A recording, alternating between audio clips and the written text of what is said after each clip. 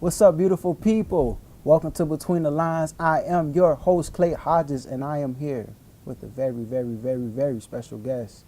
I have my man, Donnie Slater. What's going on, man? What's up, my man? That's a great intro, bro. You think so? Yeah. I feel like I kind of cheated you a little bit, man, because you do so much.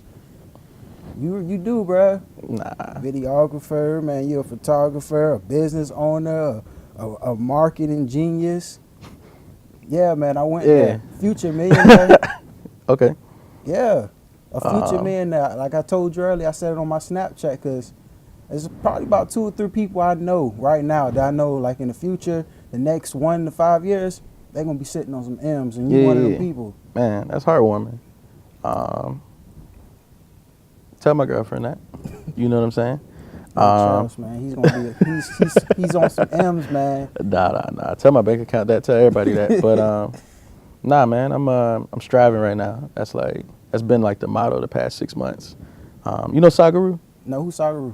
He's like I just call him a sage out of respect. But he's like a mystic. He teaches Eastern practices, and one thing he always says is like, it's your job to strive, it's the universe's job to let you prosper. So like, last year we looked at our balance sheet and we did like basically 300 grand. I think me and you talked about this before. We did like 300 grand, and I was like, man, like, I didn't know that happened because we was broke this year. Yeah. This was 2017. I was like, man, we was broke this whole year. Like, where did the money go? Yeah. So I talked to like my mentors, and they gave me all this different advice, and then I just sat down and looked at it and was like, man, it's really just about the work. Like, I really just enjoy doing the work. Like, I used to think I would have this like crazy ambitious goal. I'm gonna make $1 million, and then I can buy properties, and I can help Savannah, and blah blah blah. And it's just like, you just do the work. Like, it's really about the work. You do the work, and everything else will come. 100%. Yeah, and that's real, man. Because a lot of times people get too focused on the outcome. Yeah. You know, instead of the work that you got to put in. Yeah. It's like you say, man, you make the strides in the universe, handle everything else for you. And that's a beautiful thing, man. And yeah, where we at now, I think we're at a weird time in like social media. Like, I see a lot of young kids in high school that I follow, and I look at some of the stuff that they consume, and it's just more so like we've been sold this idea of like what happiness is supposed to be. And it happens, like, I talked to my dad about it, I talked to my grandparents about it. Like, every generation had something that they were sold by the masses, right? So what this generation has been sold is this like entrepreneur thing, and it's like you work for yourself, you're your own boss, and like all this other stuff. They don't talk about like the depression, the anxiety, the responsibility all the of hardship that comes with that. Exactly. So mentally, I just kind of prepare myself to think like people are my portfolio, more than money, more than profits, more than being a business owner, more than, you know what I'm saying, getting to the M's. I appreciate it, like I feel that way, but it's just like, man, once you see a certain amount or once you realize certain things, you kind of just get detached from it.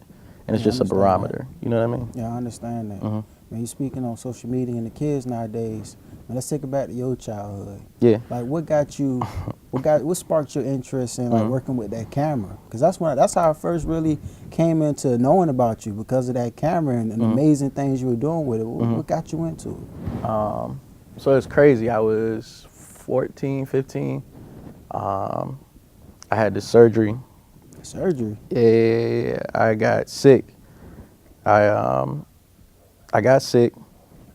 The doctor basically was like, yo, we got to remove like just some organs. They're not vital, but you need to sign off on this paperwork to have this surgery. So I was like 14, 15, dog. So this is the first time I ever signed a sheet of paper that said like, and obviously, you know, it wasn't a dangerous surgery. They weren't worried, but just signing the paper and reading it and seeing like, you may die. I was like, yo. So surgery, bed rest.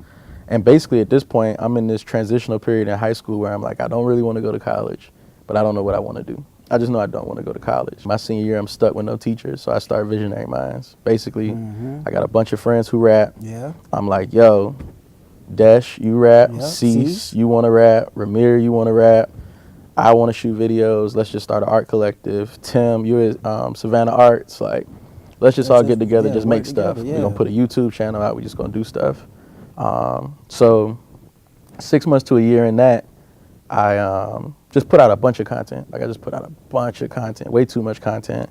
We were throwing events, throwing parties, shooting events, shooting music videos and all this stuff, and then people just start paying me for it. People just start calling me like, Well, I saw what you did for Cease. Can you do it for me? Uh-huh. Like, yeah. They're like, yeah, I got $300. Like, oh, okay, cool. Yep. Mind you, I'm still working at Movie Stop, Home Goods, day job hustling. So I'm doing this on the side. And, yeah, man, that was how I got into it. That was where it started. And then you moved to Atlanta, too, like when you got out of high school, right? Or was it a little Nah. Atlanta happened like 2-3 years after I graduated. 2-3 years afterwards? Yeah, I was doing Elevated, and then my mentor who gave me $100 to get my first video camera called me probably 2-3 years after that and was like, yo, I got a job opportunity for you. So this program is called 21st Century. You can teach kids how to shoot videos. 21st Century. Right. So I'm like, all right, cool. He's like, yeah, it pays $12 an hour. You just going to come after school from 3 to 6, and you're just going to teach kids how to shoot videos.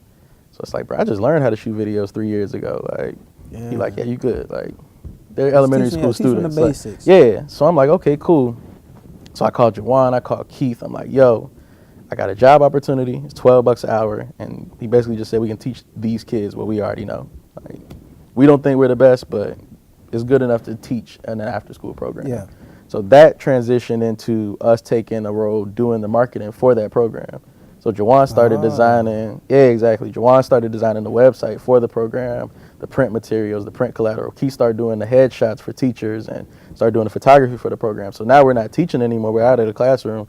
We really just kind of like, not a marketing department, but more so outreach department for the program. So we're shooting videos and photos. So I was young. I got mad at the executive director and was like, yo, like, I'm just going to move to Atlanta. I already had a production assistant gig that I was going back and forth for. I was doing Elevated. Right? Mm-hmm. I was working with Motion Family. And, yeah, man, it was a Thursday. Friday, I packed up, told my pops I was leaving. Saturday morning, I was in my homie Ramir basement. So you ain't even, like, tell them ahead of time, just like, yo, pops, I'm leaving. How'd he take that? My pops? Yeah. My pops was like, here go $50. Well, no, he gave me $200. That's what's up. My pops gave me $200. I came in. I was like, yeah, I'm going to quit my job and move to Atlanta. He's like, you sure you want to do that? My dad's in the military, so he's like, you sure you want to do that? I'm like, yeah. He's like, all right. I'm going to give you $200. I'm putting the car in your name. Like, go be a man. Like, go figure it out. What's up, you know, man. if something happens, you can come back. But you want to make this decision? You're 19. Like, go. Don't die. And here go $200. Like, yeah, just go for it. Right. So. And you went up there and you was making splashes, man. You was working with some names. Yeah. Was that around the time you did the Currency project, or was that before? This was well before that. It was well before it? Yeah. I was, Currency came after I was already riding the bus to go to AMC. I was working at a movie theater, ripping movie tickets. I was no call, no show, like once a week at AMC to go PA for MoFam, or like AC for MoFam. So it'd be like a 2 Chainz music video. They had like $250 for me to PA for the day. And then I go to work and make $7 an hour, make $80 a day. So I'm like, all right, cool. I'm going to go do the 2 Chainz video. So I go do the 2 Chainz video, no call, no show. 5th time they call me, they're like, we got to let you go. We got to let you go. Literally, I lie to you not. They tell me, no call, no show, we got to let you go at like 12 o'clock. 3 o'clock, my friend Tim calls me. He's like, yo, we just got this opportunity to shoot Currency. It's super random. I was going to do it without you just so I could like make fun of you and just tell you I did it without you. Yeah. But I want to do it with you. Like, That's I want you to come. That's real noble of him. Yeah, man. Nah, it was crazy because I get off the phone with him and I'm telling my roommate Cecil, I'm like, yeah, Tim said he's going to shoot Currency. I might not even go. Like, he wanted to make fun of me, so I might not even go. He's like, you're an idiot. Yeah, you like, better you go. are an idiot. You better go. So I catch the Greyhound back to Savannah, get to Savannah, ride with Tim and Eden to Currency's house, go shoot the videos with Tim, Eden, and Evan, edit them on site. Like, we're at his house editing the videos. We leave. Y'all pumped out like 5-6 videos in one day, right? Yeah. So we edit the videos. Like 2 or 3 weeks later, he drops one every hour. And then we all just kind of took that as a portfolio piece and just started working. So from there, Key came, and then we did the MTV stuff. MTV? Yeah. What happened with MTV? The video got on MTV. Oh, the video got on MTV. The Key video. Oh, you been working, man. Yeah, man. You been working. What all celebrities you worked with so far? If you could name a couple off top. Key, 21 Savage, Yachty. I don't know, man. Yeah, Wiz too, right? Yeah. That Wiz was dope. Yeah. I hate talking about the celebrity stuff, man. It's I just always understand because kinda it's like, man, you humble, man. You're a humble guy. Well, and it's just more so like you meet the people. They're great people. They are who they say they are. Like they still are what you think. But then you just kind of realize afterwards, like, man, I actually like my friends. Like, Yeah. like you know you like your friends obviously because they're your friends. But by the time you meet all these people that you felt like you wanted to meet, you realize that they hang out with their friends the same way you hang out with your friends, and they strive with their friends the same way you strive with your friends. You know what I mean? So it's like it's really just business at the end of the day. Exactly. And I just witnessed so many, like a lot of kids see the videos that I do and I get like DMs on Instagram and stuff like that. And I know what they're subscribed to. Like mentally I know what they're trying to do. And it's like the power players are your friends, like you to me. You know, like I'm more interested in investing my time being here than trying to go shoot some video for somebody else or build backyard or you know what I mean? Like I understand. I'm more subscribed to that because I just realized now that's the long game. And I'm just kind of playing the long game more and more. That's real, man. Just invest in your circle. Invest in the people that you can trust and you know that's going to work and grind with you. Because it's going to take you further than just trying to reach out and, hey, let's work. I get that. That's real. Yeah. That's real. We gonna grow. You talking to me, man. I just sent an email to a big producer trying to, hey, man, what's up? But you're right. That's what you really got to do. You really just got to invest in the people that you already have in your life. Yeah. That's real. Look at any success story, man. I feel like it's always kind of like the people that were at the top, they had a community. You know, like when you look at like I look at like the Woodstock documentary that like Scorsese did when Woodstock was happening. I look at like older stuff. I look at like older documentaries, and when they talk about like, or even like James Brown, when they talk about like how James Brown got on, he's like a Little Richard impersonator.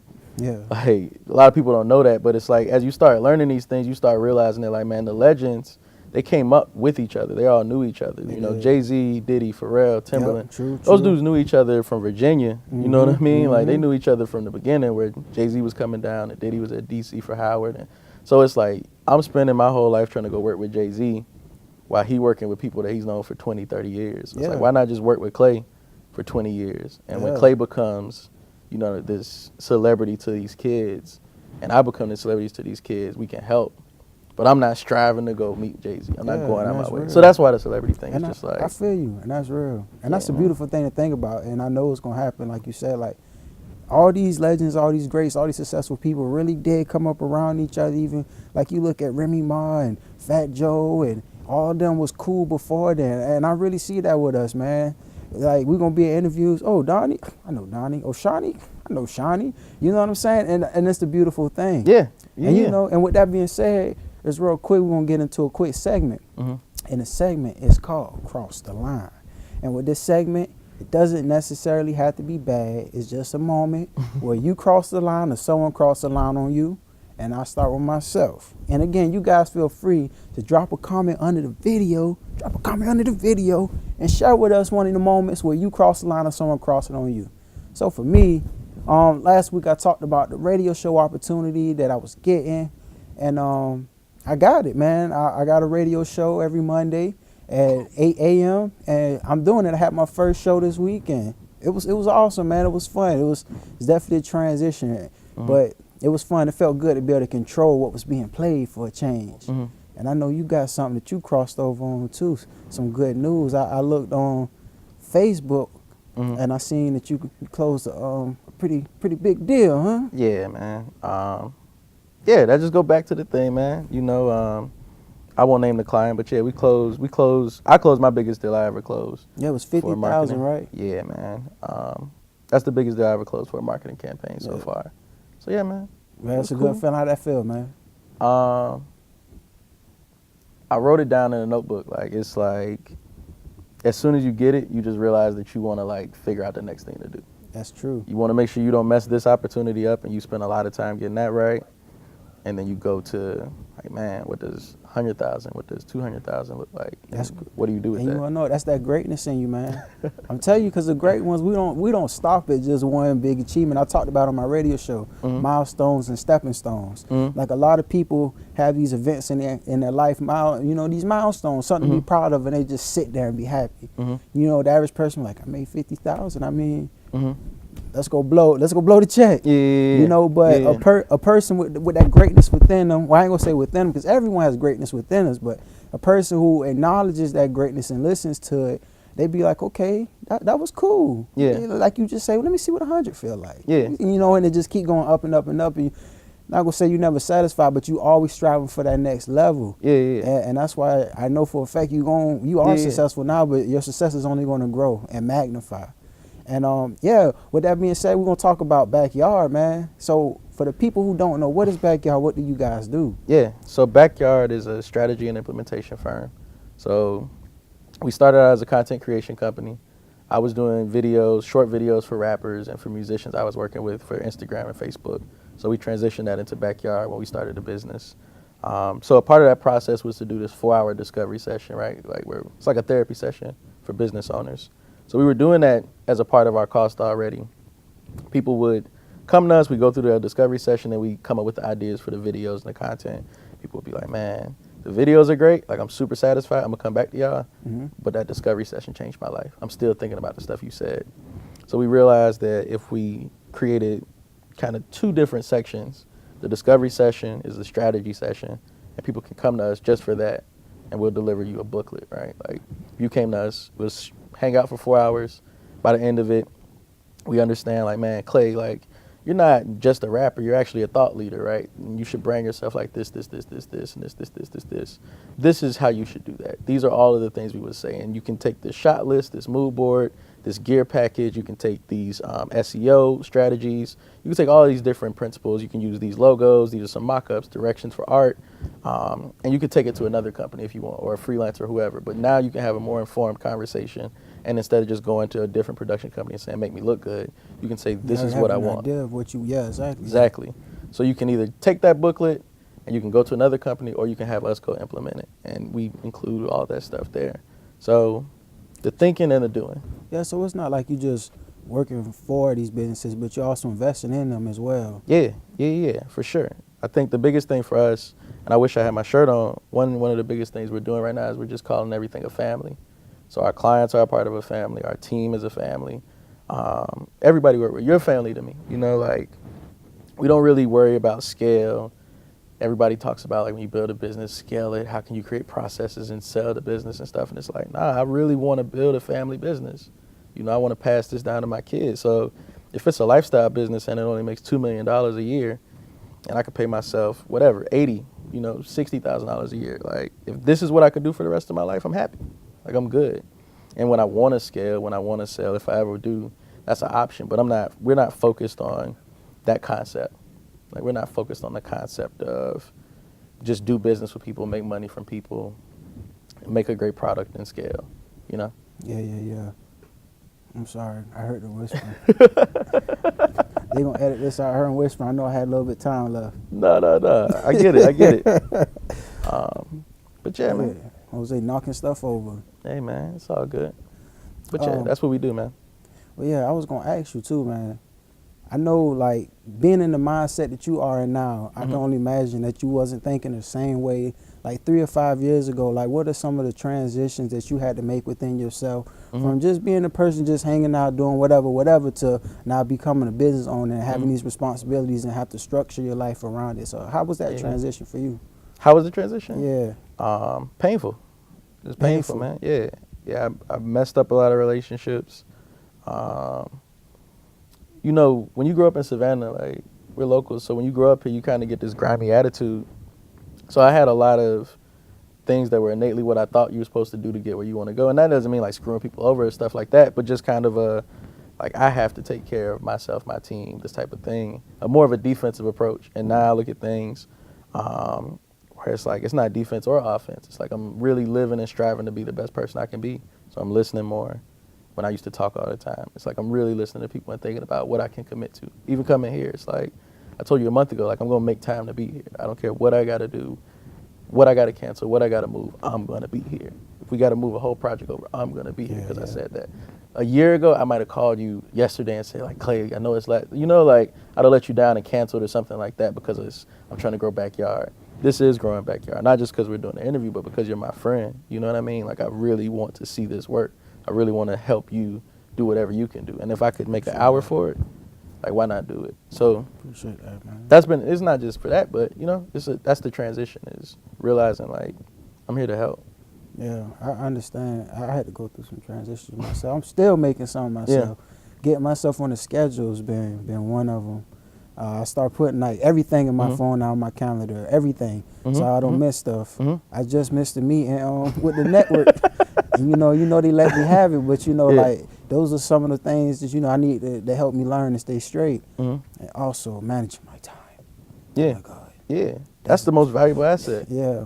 Yeah. And managing that though, it's so important, but it's so hard. Like, for me, but I figure when I get the hang of it, I'll be okay. Yeah. I think, man, it's really just like messing up. That's what I tell everybody on the team now. Like, failure way to success, right? Failure way to success. Why is entrepreneurship important? I know we were talking about how they glorify it, but for the people that actually really care about having their own. Entrepreneurship is important, I think, because it forces you to work on yourself.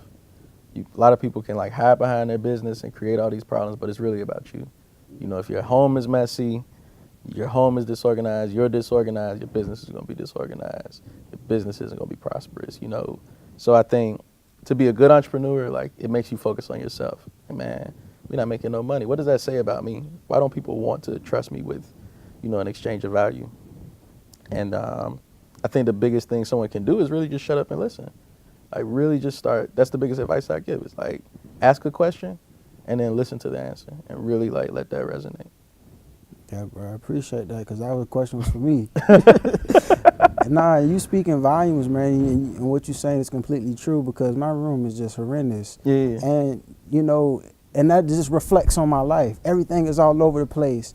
And it just calls, like you saying, looking at yourself and getting your life in order. And start by managing yourself. And then everything else outside of you will start to connect and fall in place. Yeah. And I really appreciate that, man. I do, and I appreciate you, man. I thank you for coming, man. Donnie Slater, man. Yeah. My friend, my homie. Thank you for having me, bro. Yeah, man. Man. I'm really honored to be here, man. Man, when we was making the show, bro, you was like one of the first people on my list. Was I? Yeah, like that's I want to cry, bro. Go ahead, man. I'm saying, cry, this is a big deal, bro. I'm super proud of you, man. This is an operation. Thank you, really man. Proud of this, Thank man. you, man. Proud to be a part of this. Thank you, man. Yeah, man. Thank you, bro. And thank you for watching, man. We love you. We appreciate you. Make sure you leave your thoughts, ideas underneath the comment section. Like the video, share it. Until next time, Between the Lines, I'm your host, Clay Hodges. Peace, love, and blessings. Mwah.